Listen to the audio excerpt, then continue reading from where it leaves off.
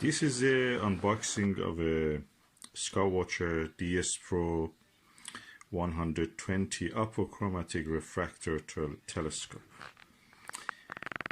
These are becoming rare now due to the coronavirus and the crisis in the transport, and China being almost, in the situation of shut down. Importers are not able to satisfy the needs of the market. So we are in a situation that there is not a supply as much as it used to be. There is yet demand because people are in their homes. They want to buy something. And there are long queues for apochromatic telescopes now. Long waiting lists for suppliers, in Britain at least, as far as I know. So finding second-hand is a good thing if you can find it. I was lucky. I found the apochromatic. Let's unbox it and see. Okay, let's see what is inside. Okay, the box is a large aluminium box, more than 1 meter wide. It has a sturdy handle you can carry easily. 4 latches, as you can see. All of them have locks, so you can lock them. I hope there is a key inside. Oh, look at it. Fully foamed, packed. This is the actual telescope. Lovely, strong dovetail. This is the telescope. This is the finder scope, complete with all the things. Just let me see. How is the lens? Yeah, lens is looking all right. So far so good. It has a star diagonal. I was sprayed on it, so it's dirty. I have to clean it. It's clean because there is no cap on it. 128mm eyepiece. The bottom part of it is missing. I have to get that. What is this? Oh, reducer corrector. E for ED 120. That's the Skywatcher one. 200 pounds. That's it. And so on. Yeah, 4 keys. And the main part is this telescope itself. It has a dual speed Crayford focuser, tube rings, and the cap. Let me just remove the cap. Have a look. To the mirror, to the lens, fully darkened. Minimal cleaning probably it needs, but usually you can just use it as it is. And it has, according to this, it has a famous shot glass. So contains shot optical glass. The quality, that's the reason. It is a doublet, of course. One shot glass, the other one, which is the outer glass, is a different glass. Both of them work as a apochromatic, so this is practically an apochromatic. And because the focal length is 900mm, this can be easily used for as a planetary telescope. At the same time, with the reducer, you can make it to I think 6.37 f ratio, so you can use it for astrophotography. The field flattener reducer gives you a good field of flat field of view for astrophotography, because when you're watching, when you're observing, the image that falls on your retina in the eye is as in a curved surface of your eyeball. But the CCD chip of a camera or film, if you are using older style, is a flat surface, so you need to actually make the field of view flat, and you do this by this. Otherwise you end up with the stars which are not really perfectly shaped. So just take the telescope out, have a look. Skywatcher. Beautiful shot glass. DS Pro.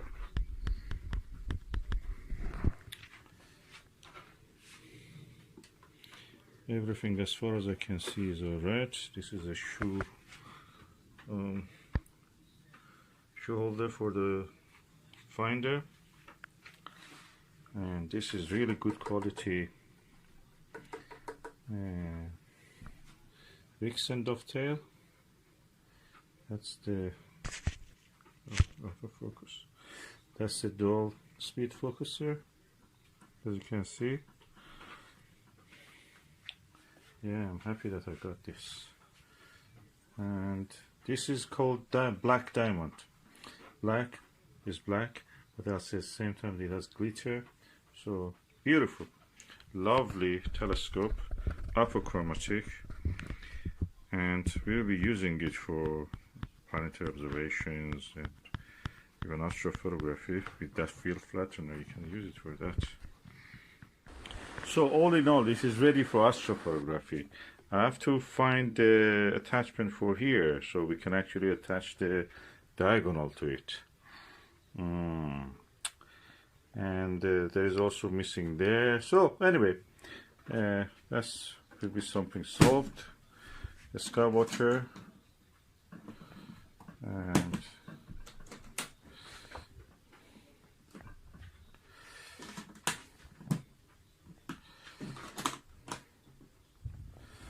yeah, will be used. Yeah, I will just test it in the daylight at the moment. I have to get the attachments for this.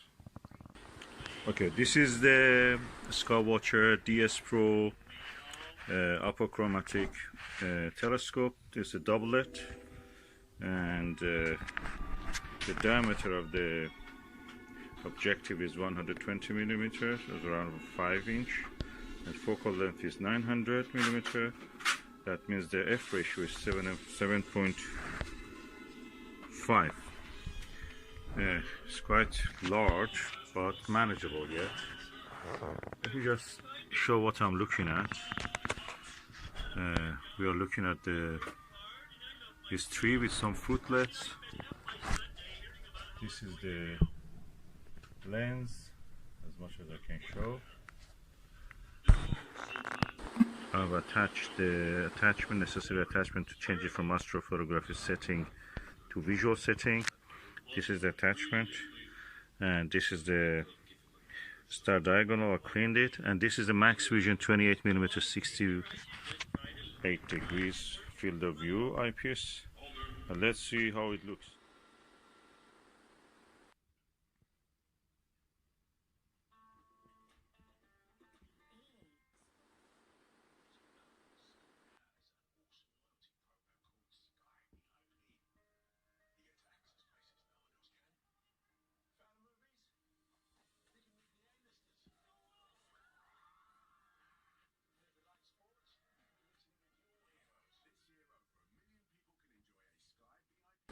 So that was the view through the telescope. The blue patch you could see was because of the lens of the camera, the Huawei camera, mixed with this lens. At the corner you could see something, but when you visually observe, there is no effect, no blue color or anything. So I'm really delighted with this telescope.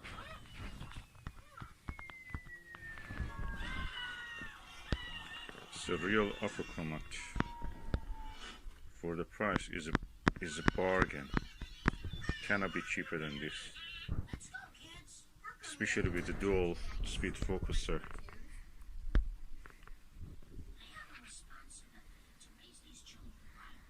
And all the accessories which comes with it. Now we were looking at those fruits there. 12 to 15 meters away. This is the OVL Sky T2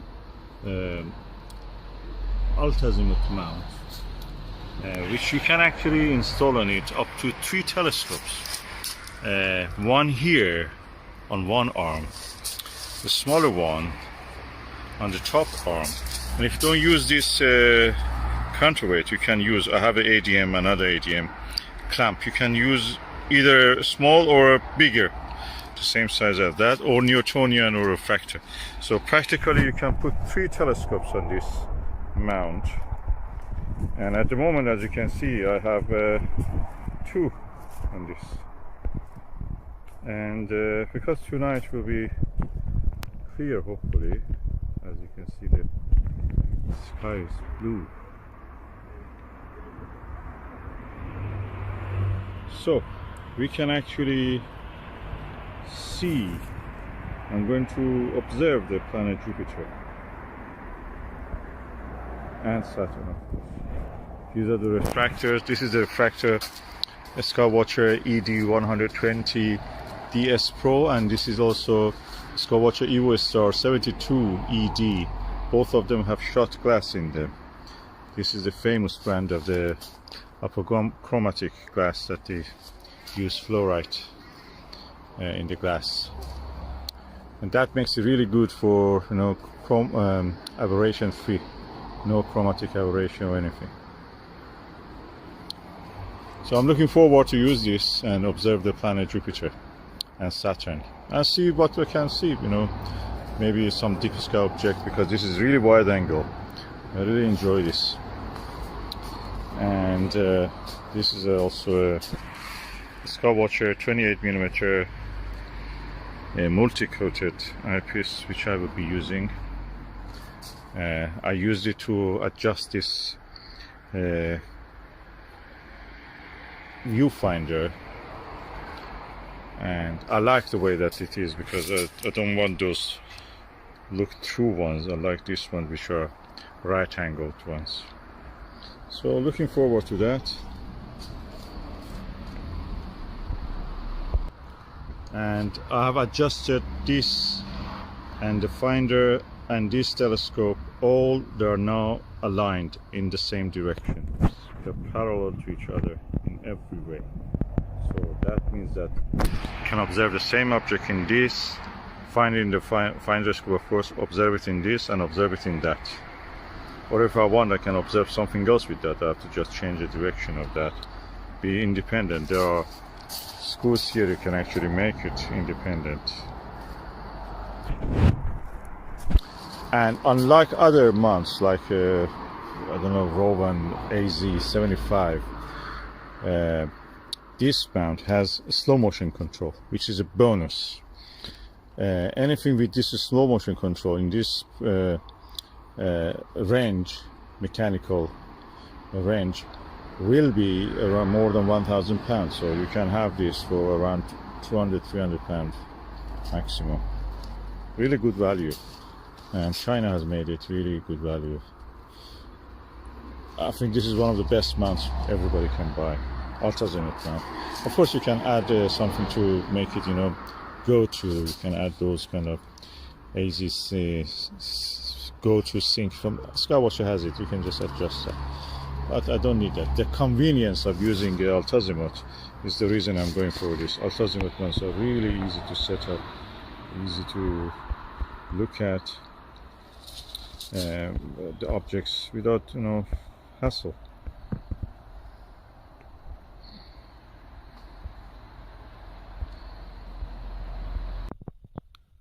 What a beautiful scene. The moon is shining and brightening up the clouds.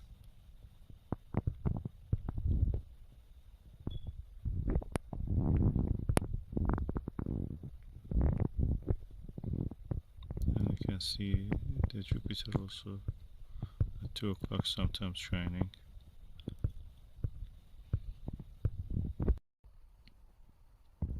And now I'm looking through the SV Boni aspheric 23mm eyepiece, and the telescope again is the Skywatcher ED120 refractor telescope.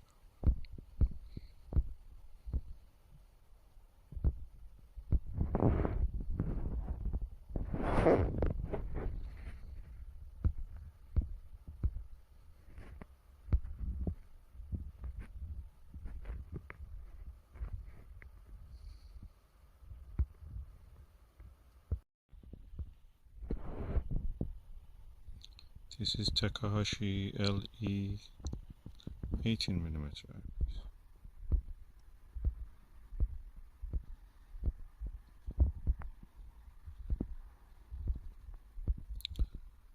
The image quality is as good as the orthoscopic.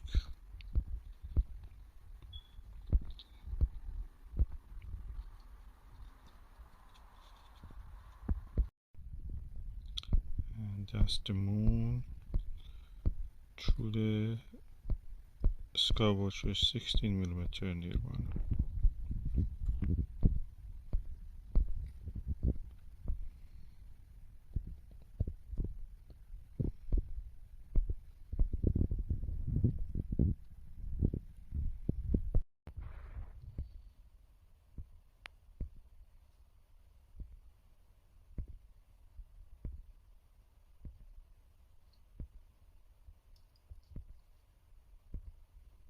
Teleview Nagler 7mm through the Skywatcher ED 120. I'm holding the camera by hand.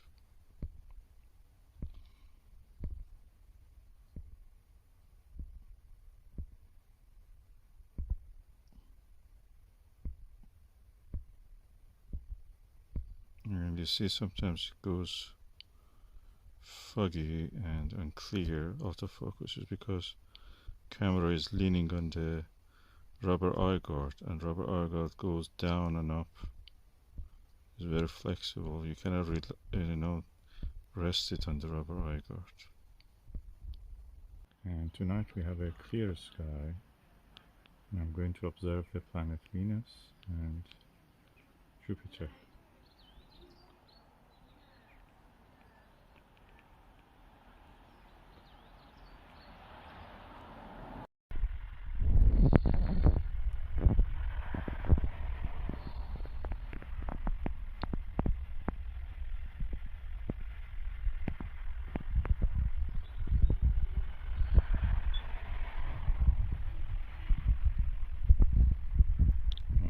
Nirvana 7mm.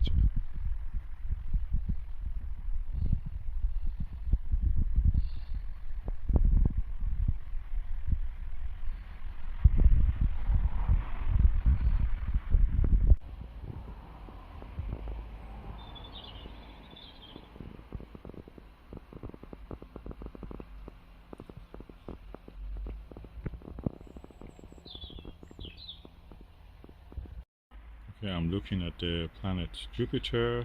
I have found Venus. I looked at it. It's near the gibbous phase, and the planet Jupiter, which is there,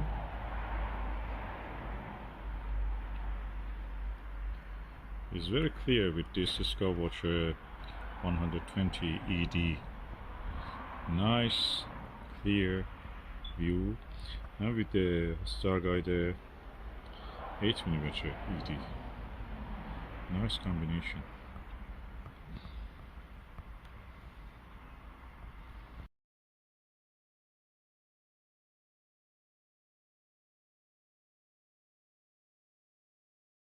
And I can see Io, which is very close to the limb of the planet Jupiter. At the same time, I think I can see the shadow of it, tiny clear, as if drawn by a pencil, sharp pencil tip, is visible beside it. It's amazing. This telescope and this combination are excellent. Oh, hallelujah! This is one of those exceptional nights that I can use the Nirvana 4mm 82 degrees eyepiece, and I can see clearly the disc of the Io, and it's very tiny, of course, pinhead, and also the shadow of it on the Jupiter.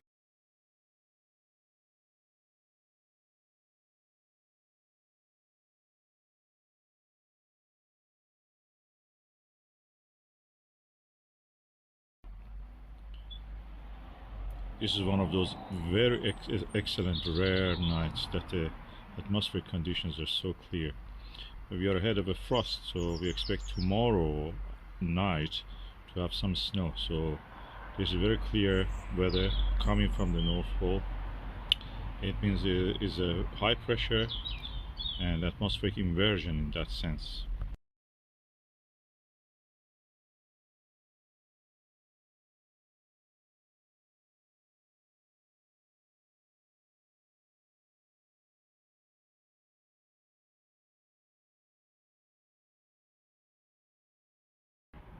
I can say this is the night that this 4mm Nirvana really shines. It comes to its best use, and I'm really happy now that I have this now to have a look. If I didn't have it, I have to go for something like 7mm Nirvana and borrow it, which will give also similar result. Clearly see tiny discs as a Ganymede, Callisto, and bluish white of the Europa. Of course, atmospheric dispersion causes this to a little bit sometimes elongated, but you can see that it's not a star. It has a disk. It is a planetary body. So after using these ED eyepieces, I came to the conclusion. This is my conclusion. The Starguider ED eyepieces are perfect eyepiece for using with refractors. 60 degrees field of view, nice, and clarity excellent, contrast excellent, light scatter well controlled. You don't see any halo around the bright objects like Jupiter or Venus, and perfect for refractor telescopes. But if you want to use it on a Dobsonian, no, I don't think that is the perfect choice. It's better to have a wider field of view, angular wise. So it's better to have something like 70 degrees or 80 degrees, 100 degrees, 110 degrees.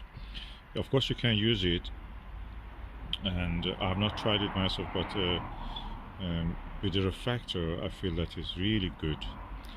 With the reflector I may eventually try it, but at the moment I don't feel that the field of view is big enough to avoid the nudging, constant nudging of the tube of the Dobsonian. Oh, what excellent eyepiece is this 26mm Meade Plusle. That's a lovely eyepiece, sharp. I'm looking at the M42 Great Orion Nebula. It's so beautiful. This is the Orion Nebula with the Meade 26mm Super Plus eyepiece.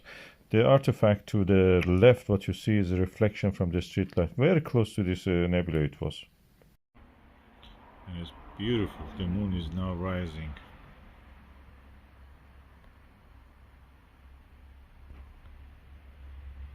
Over my telescope.